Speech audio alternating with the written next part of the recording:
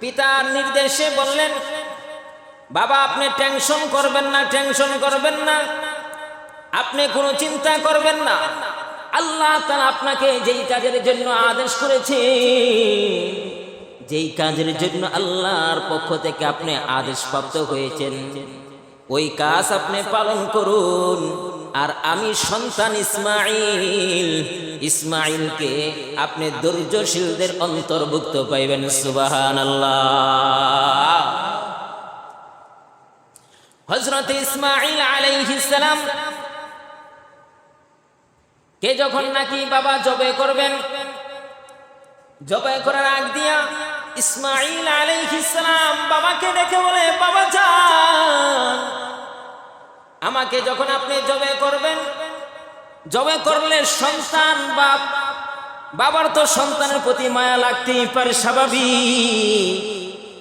সন্তানের প্রতি বাবার মায়া আছে কিনা একটু জোরে কোন, আর একটু জোরে বলেন, সন্তানের প্রতি বাবার মায়া আছে কি নাই? কেমন আছে গো? বাবা সন্তানের জন্য জান পর্যন্ত দিয়ে দেয়, ঠিক কিনা জোরে কোন। সন্তান যদি বিপদে পড়ে, বাবা কোন দিক দিয়ে যায়, পাখির মতো উড়াল দিয়ে সন্তানকে বাঁচানোর জন্য যায়, মা যায়, ঠিক কিনা জোরে কোন। কত মায়া সন্তানের প্রতি। এই কথা ভেবে হযরত ইসমাঈল আলাইহিস সালাম ডাক দিয়ে বলে, বাবা যান, আমাকে যখন আপনি জবাই করবেন, জবাই করার সময় আমার চক্ষু দুটা বেঁধে ফেলবে। কারণ যখন আপনি ছুরি চালাইবেন, আমার চোখের সাথে আপনার চোখ যদি পড়ে যায়, আপনার মায়া লেগে যাইতে পারে। আর যদি মায়া লেগে যায়, আল্লাহ পাকের হুকুম আদায় করতে হয়তো না করতে পারেন। সেই জন্য আমার চক্ষু দুইটা বেঁধে ফেলবেন, হাত পা বেঁধে ফেলবেন।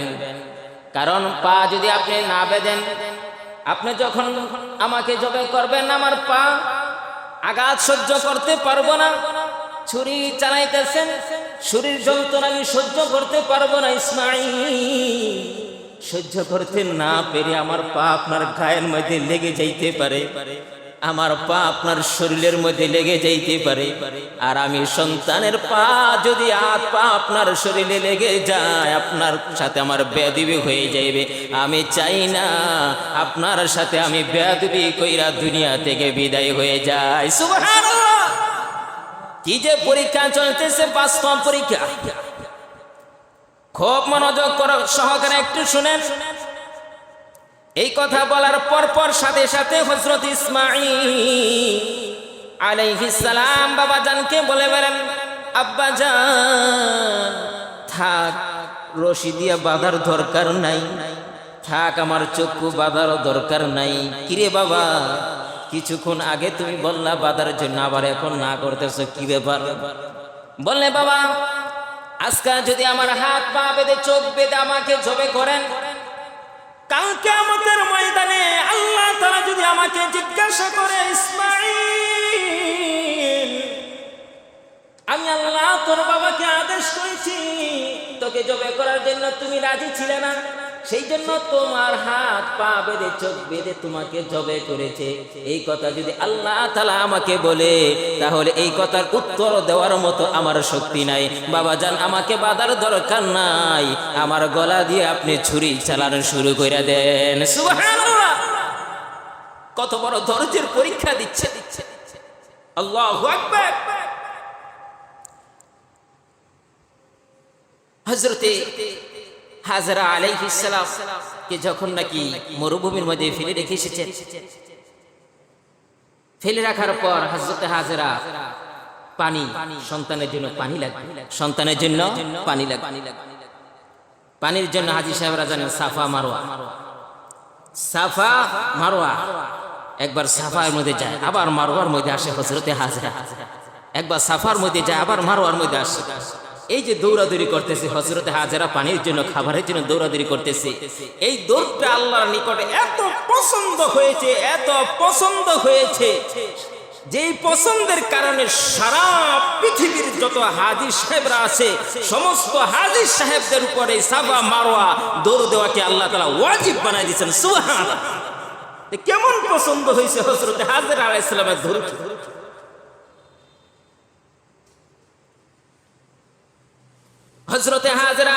সালাম দৌড়াদৌড়ি করতেছে, একবার সাফা যায় আবার মারওয়া আসে, সাফা যায় আবার মারওয়া আসে। আল্লাহ পাক রব্বুল আলামিন দেখতেছি কিনা দৌড়াদৌড়ি, একটু জোরে জবান খুলে বলেন আল্লাহ দেখে কিনা দৌড়াদৌড়ি। হযরতে হাজরা আলাইহিস সালাম যে দৌড়াইতেছে আল্লাহ দেখতেছে, আর ফেরেশতাগুলো আশ্চর্য হয়ে গেছে যে মহিলা কেমন করে পাহাড়ের মধ্যে ওঠে আবার নামে আবার দৌড়ায়। আল্লাহ তাআলা পছন্দ করেছেন দৌড়কে। হযরতে জিবরাইল আলাইহিস সালামকে ডেকে বলেন, জিবরাইল, আমার পেয়ারা বান্দি পানির জন্য দৌড়াদৌড়ি করতেছে, ইসমাইলকে শোয়া রেখা। হযরতে ইসমাইল আলাইহিস সালাম যেই জায়গার মধ্যে তার পায়ের গুতা পড়ে শুয়ে রইছেন, হযরতে ইসমাইল, যে পায়ের গুতা যেই জায়গার মধ্যে পড়ে ওই জায়গার মধ্যে তুমি একটা পাকা দিয়ে গুতা দিয়ে দাও। কাকে বললো এই কথা? হযরতে কে জিবরাইল আলাইহিস সালামকে এই কথা আল্লাহ তাআলা বলে দিলেন। হযরতে জিবরাইল আলাইহিস সালাম আসছে, এসে হযরত ইসমাইল আলাইহিস সালাম যেই জায়গার মধ্যে পায়ের গুতা পড়ে, শুধু মানুষ দেখেন না পা নাড়াচাড়া করে, যেই জায়গার মধ্যে পায়ের গুতা পড়ে আল্লাহ নির্দেশ করেছে ওই জায়গার মধ্যে ডানা দিয়ে একটা গুতা দিয়ে দিতে। হযরতে জিবরাইল আলাইহিস সালাম ওই জায়গার মধ্যে ডানা দিয়ে গুতা দিয়ে দিছে, দেওয়ার সাথে সাথে পানি নিচ থেকে উঠতে শুরু করে দিছে। সুবহানাল্লাহ কোন, আর একটু জোরে কোন সুবহানাল্লাহ। পানি যখন উঠতে শুরু করে দিছে, হযরতে হাজরা দৌড়াদৌড়ি কইরা ক্লান্ত হয়ে গেছে, আবার সন্তানের নিকট আসছে, আয়েশা দেখে পানি উঠতেছে, নিচ থেকে পানি উঠতেছে। এই পানিটিকে হযরতে হাজরা আলাইহিস সালাম বাঁধ দিতেছে, বালু দিয়া বাঁধ দিতেছে, চতুর্দিকটা বাঁধ দিতেছে। তখন হযরতে হাজরা আলাইহিস সালাম বলেছিলেন জম জম। কি বলেছিলেন? জম জম মানে কি? থাম থাম। জম জম মানে থাম থাম। তো পানি তো উঠতেছে, পানি আটকা রাখতে পারতেছে না, পানি আটকায়া রাখতে পারতেছে না। সেই জন্য হযরত হাজরা আলাইহিস সালামের মুখ থেকে বের হয়েছে জম জম মানে থাম থাম। এই যে থাম থাম কইছে, সাথে সাথে থাইমা গেছে পানি, সাথে সাথে কি হয়ে গেছে? থাইমা গেছে পানি। এই পানির কি বরকত, পানির কি বরকত! আজই কূপ আছে, আছে না নাই? জমজম কূপ আছে না? এই জমজম কূপ থেকে সারা পৃথিবী হাজী সাহেবরা ওখান থেকে পানি নিয়ে আনে। সারা পৃথিবীর হাজী সাহেবরা পানি আনে, আমাদের বাংলাদেশের হাজী সাহেবরা পানি আনেন না? আনেন না আপনারা যারা হজ করতে গেছেন, পানি নিয়ে আসছেন না? একটা নদীর পানি শুকায় যাওয়ার কথা, যে পানি পাচার হয় কুহানের পানি, একটা নদীর পানি শুকায় যাওয়ার কথা, কিন্তু কুয়ার পানি শুকায় না, কুয়ার পানি শুকায় না। এর মধ্যে বরকত দিছে কে? আল্লাহ তাআলা এর মধ্যে বরকত দান করে দিছে। এত পানি ওখান থেকে যাইতেছে মক্কা, মদিনা, জিদ্দায়, হ্যাঁ, বিভিন্ন আরব কান্ট্রির মধ্যে যাইতেছে। ওই দেশ তো আসি, তারপর পানি শুকায়, পানি যত নেয় ততই ওঠে, পানি থাকে আগের মতো। আর এই পানির মধ্যে যে কি বরকত! পানি পান করলে পিপাসা লাগে না, খাবারের প্রতি চাহিদা জাগে না, এমন পানির বরকত আল্লাহ তাআলা দান করে দিয়েছেন। সুবহানাল্লাহ। কার বরকত এটা? হযরতে হাজরা আলাইহিস সালামের বরকত। বুঝেন না কেমন পছন্দ করছেন আল্লাহ তাআলা হাজরার দৌড়কে? এই দৌড়টা পছন্দ করে পুরা হাজী সাহেবদের জন্য ওয়াজিব বানাই দিয়েছেন। সুবহানাল্লাহ। ভাইরা আমার, আল্লাহ তাআলা বলেন ওয়াফি আয়াতুম বাইয়িনাত, এটা হচ্ছে নিদর্শন। এটা কি? এটা হচ্ছে নিদর্শন। আল্লাহ তাআলার যত নিদর্শন আছে তার মধ্যে একটা আশ্চর্য ধরনের নিদর্শন হলো জমজম। কোন জায়গার মধ্যে নিরাপত্তা নাই, কোন জায়গার মধ্যে নিরাপত্তা আছেনি কারো, কিন্তু আল্লাহ তাআলা বলেন ওয়ামান দাখালাহু কানা আমিনা। যেই ব্যক্তি নাকি মক্কা মদিনার মধ্যে প্রবেশ করেছে, হজ করার জন্য গিয়েছে, সে নিরাপদ হয়ে গেল। সুবহানাল্লাহ। ওমান দাখালাহু কানা আমিনা। কোন জায়গায় নিরাপত্তা নাই, কিন্তু যে ব্যক্তি মক্কা মদিনার মধ্যে প্রবেশ করলো, হজ করার জন্য গেল, তার জন্য নিরাপত্তা হয়ে গেল। ওমান দাখালাহু কানা আমিনা। ভাইরা আমার, হজের মধ্যে আমরা যাই, যাওয়ার পরে ওই জায়গার মধ্যে মারামারি করা, অশ্লীল কথা বলা, অন্যায় কাজ করা, ঝগড়াঝাটি করা, সব কিছু নিষিদ্ধ। এমনকি তিনটি কাজ, হাত পায়ে যে নখ আছে এবং জামা। হযরত ইসমাঈল আলাইহিস সালাম, কথাটা অন্যদিকে গেছে। হযরত ইসমাঈল আলাইহিস সালাম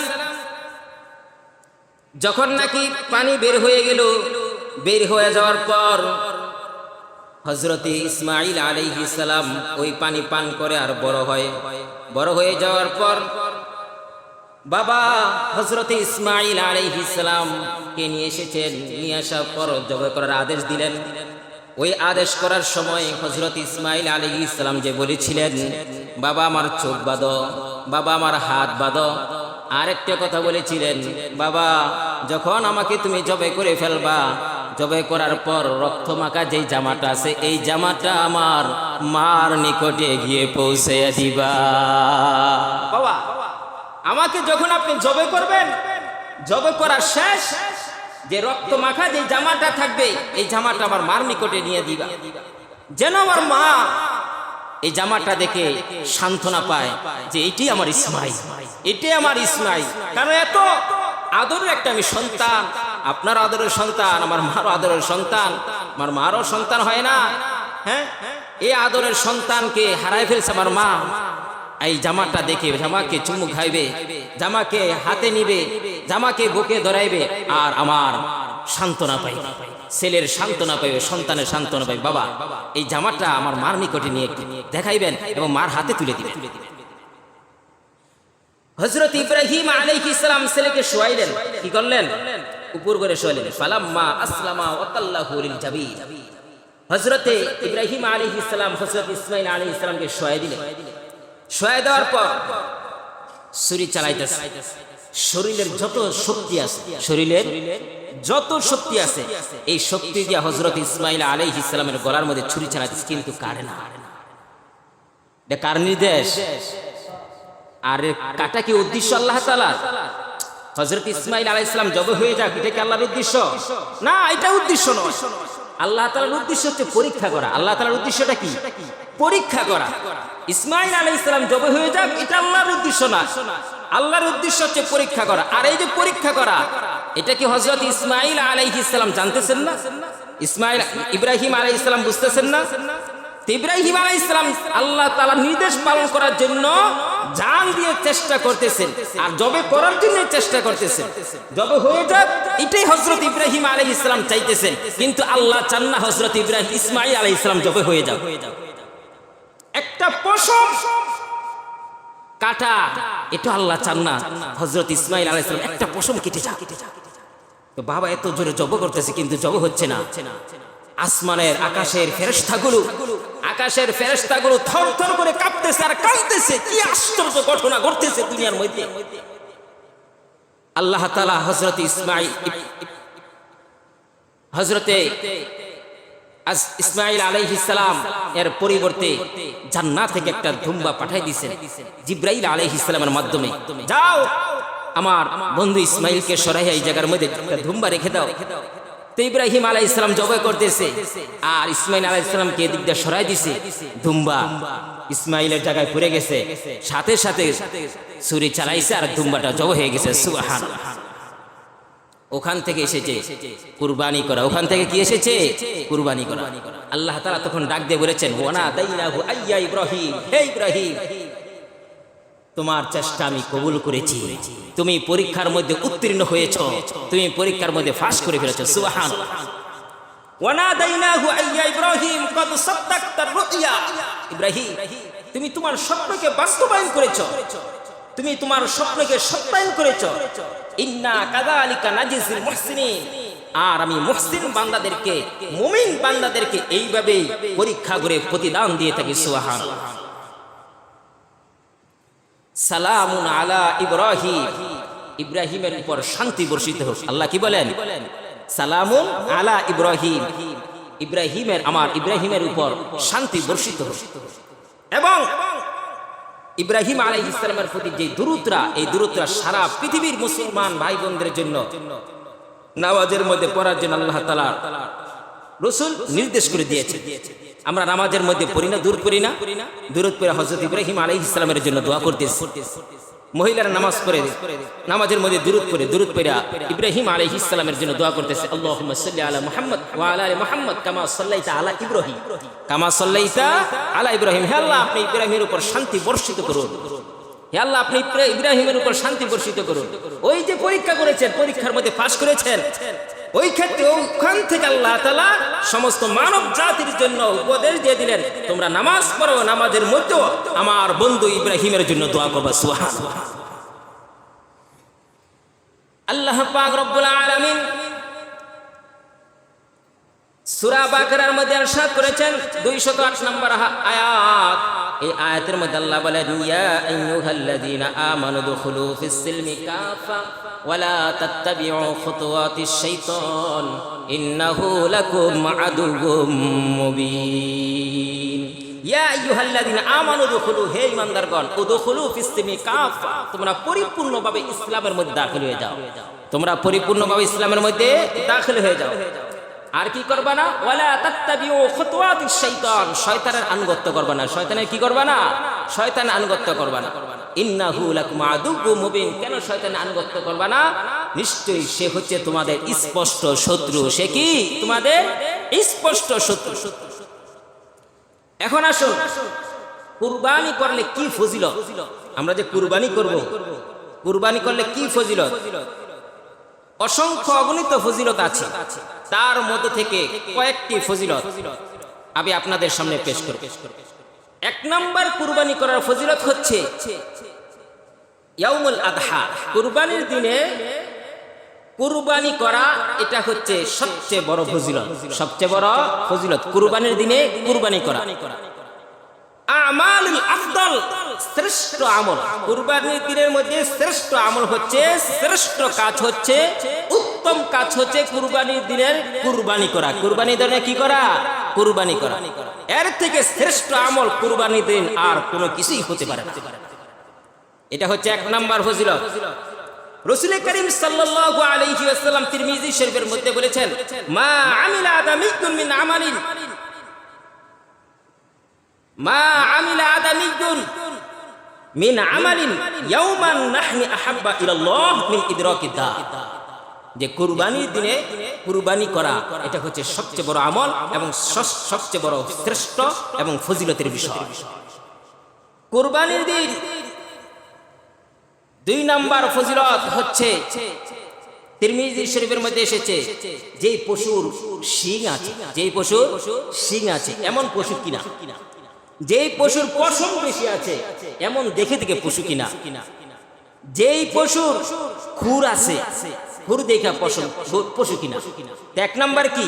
শিং, 2 নম্বর পশমওয়ালা, 3 নম্বর হলো খুর। এই যে সমস্ত জিনিসগুলো দেখে আমরা গরু কি ক্রয় করবো, গরুকে কিনবো। এই ব্যাপারে রাসূল করিম সাল্লাল্লাহু আলাইহি ওয়াসাল্লাম ইরশাদ করেছেন,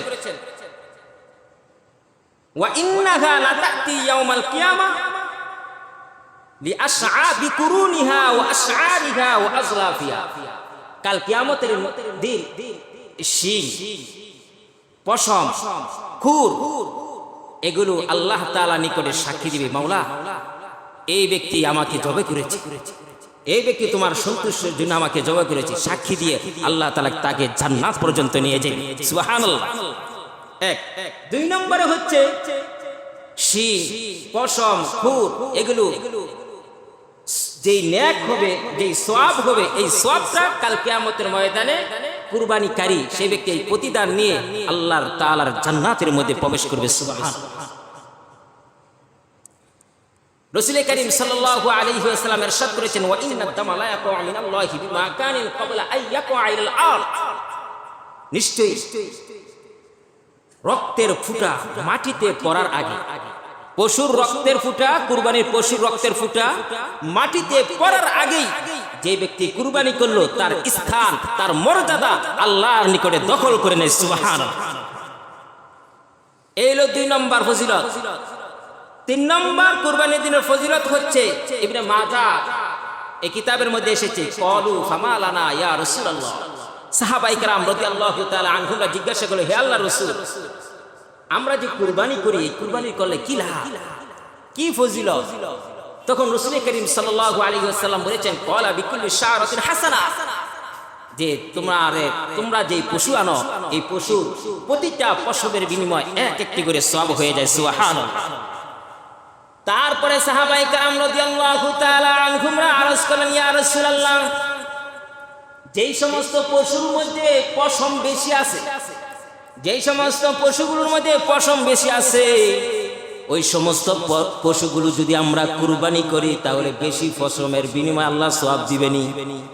তখন রাসূল করিম সাল্লাল্লাহু আলাইহি ওয়াসাল্লাম বলেছেন, বেশি পশম বেশিওয়ালা পশু তো আরো ভালো, পশম বেশিওয়ালা পশু তো আরো ভালো। কেন? যত পশমওয়ালা, বেশি পশমওয়ালা তুমি পশু কিনবা আর ওটাকে কুরবানি করবা, বেশিওয়ালা পশমের বিনিময়ে এক একটি করে সওয়াব দান করে দেওয়া হবে। সুবহানাল্লাহ। তাহলে গরু কেনার সময় ওই বেড়া ছিলেন না, বেড়ার মধ্যে কিন্তু তুলনামূলক পশম বেশি থাকে। বেড়া দেখছেন না আপনারা? তো বেড়ার মধ্যে তুলনামূলক দেখবেন পশম আর পশম, চতুর্দিকে পশমের অভাব নাই। তো সাহাবায়ে কেরাম এদিকে লক্ষ্য করে জিজ্ঞাসা করলেন, ইয়া রাসূলুল্লাহ, যে পশুর মধ্যে বেশি পশম, তো বেশি পশমওয়ালা পশু যদি জব করি তাইলে সব আমরা পাবনি, বেশি পশম যে আছে। তো কি কও পাইবা না? মানে ওই পশমের বিনিময়ে আল্লাহ তাআলা এক একটা করে সওয়াব দান করবে। সুবহানাল্লাহ। রাসূল করিম সাল্লাল্লাহু আলাইহি ওয়াসাল্লাম আরেকটা হাদিসের মধ্যে ইরশাদ করেছেন, মুস্তাদরাক লিল হাকিম, এই হাদিসের মধ্যে এসেছে হযরতে ফাতেমাকে জিজ্ঞাসা করলেন, হে ফাতেমা, তুমি যে কুরবানি করো, তুমি কি জানো কুরবানির কি ফজিলত? তুমি কি জানো কুরবানি করলে কি ফজিলত? তখন রাসূল করিম সাল্লাল্লাহু আলাইহি ওয়াসাল্লাম বলেছেন, ফা ইন্না লাকি বিআউয়ালি কতরাতিন তাকুতুরু মিনাদ দার ইগফারু লাকা মা সালাফা মিন যুনুবিক। এই কুরবানির পশুর রক্তের ফুটা পড়ার আগেই আল্লাহ পাক রব্বুল আলামিন তোমার পিছনের যত গুনাহ আছে সমস্ত গুনাহগাতাগুলো মাফ করে দেয়। সুবহানাল্লাহ। আপনি যে কুরবানি করতেছেন, কুরবানির পশুর রক্ত মাটিতে পড়ে নাই, মাটিতে পড়ার আগেই আপনার নিয়ত যদি খালেস থাকে, মাটিতে রক্তের ফুটা পড়ার আগে আপনার পিছনের যত গুনাহ আছে সমস্ত গুনাহগুলো আল্লাহ মাফ করে দেয়। সুবহানাল্লাহ। এতদিন আপনারা জানছেন প্রতিটা পশমের বিনিময়ে একটা করে সওয়াব দেওয়া হয়, এখন নতুন আরেকটা জানেন। রাসূল করিম সাল্লাল্লাহু আলাইহি ওয়াসাল্লাম বলেছেন, পশুর প্রতিটা রক্তের ফুটার বিনিময়ে একটা করে সওয়াব দেওয়া হয়। সুবহানাল্লাহ। আর একটু জোরে কোন সুবহানাল্লাহ। তো প্রতিটা পশমের বিনিময়ে একটা করে সওয়াব পাইতেছেন এবং প্রতিটা রক্তের ফুটার বিনিময়ে এক একটা করে সওয়াব পাইতেছেন। সুবহানাল্লাহ। কুরবানি করতে হলে আপনাদের চারটা জিনিসের দিকে আপনাদের লক্ষ্য রাখতে হবে। কয়টা জিনিস? চারটা জিনিস। নাম্বার 1, আপনার নিয়তকে খালেস রাখতে হবে। কি রাখতে হবে? নিয়তকে খালেস রাখতে হবে। ইন্নামাল আমালু বিন্নিয়া। নিয়তের মধ্যে যদি আপনার বেজাল থাকে, নিয়তের মধ্যে যদি আপনার খারাপই থাকে, হ্যাঁ, তাহলে এই কুরবানি করে আপনার কোনো লাভ নাই। বস্তুই খাইলেন, কিন্তু কুরবানির যেই হাসিল, কুরবানি যেই জন্য দিয়েছেন, যেই উদ্দেশ্যে, এই উদ্দেশ্য আপনার অর্জিত হবে না। এক নাম্বার, নিয়তকে সহি করে কুরবানি দিতে হবে। কি করতে হবে? নিয়তকে সহি করে কুরবানি দিতে হবে। 2 নাম্বার, আপনার ইখলাস থাকতে হবে। ইখলাস, খাঁটি, অন্তরটা খাঁটি থাকতে হবে। অন্তরটা কি থাকতে হবে? খাঁটি থাকতে হবে। অন্তরের মধ্যে বেজাল রাখা যাবে না। অন্তরের মধ্যে বেজাল রাখা যাবে না। অন্তরকে খাঁটি করে কুরবানি দিতে হবে। নাম্বার 3, আপনি যে কুরবানি করবেন, এই কুরবানি যে করবেন এর বিনিময়ে যে আল্লাহ প্রতিদান দিবে, এটা অন্তরের মধ্যে থাকতে হবে। আমি যে কুরবানি করব এর বিনিময়ে আল্লাহ প্রতিদান দিবে, আল্লাহ এর বিনিময়ে সওয়াব দিবে, এর বিনিময়ে আমি আখিরাতের মধ্যে নেক পাবো, এই যে একটা প্রতিদান, একটা সওয়াব, এই সওয়াবের নিয়তটা আপনার অন্তরের মধ্যে থাকতে হবে যে আমি যে পশু জবাই করতেছি, আল্লাহ অবশ্যই এই পশু জবাই করার বিনিময়ে আমাকে সওয়াব দিবে। নাম্বার 4, মানুষকে দেখানোর জন্য হতে পারবে না। মানুষকে দেখানোর জন্য হতে পারবে না। যদি মানুষকে দেখানোর জন্য কুরবানি হয়, এই কুরবানি দেওয়া থেকে না দেওয়াই ভালো। মানুষকে দেখানোর জন্য হতে পারবে না। একমাত্র রিজয় আল্লাহ, আল্লাহর সন্তুষ্টির জন্য কুরবানি দিতে হবে। কার সন্তুষ্টি? আল্লাহর সন্তুষ্টি। তাহলে 4টা জিনিস সর্বশেষ, এক নাম্বার হচ্ছে নিয়তকে সহি রাখা, 2 নাম্বার ইখলাস ঠিক রাখা, 3 নাম্বার হচ্ছে প্রতিদানের আশায় সওয়াবের আশায় কুরবানি দেওয়া, 4 নাম্বার হচ্ছে মানুষ দেখানো না, একমাত্র আল্লাহর সন্তুষ্টির জন্য কুরবানি দেওয়া। আল্লাহ তাআলা আমাদের সকলকে যে সমস্ত কথাগুলো বললাম এই কথাগুলোর উপর আমল করার তৌফিক দান করুন, সকলে বলে আমিন।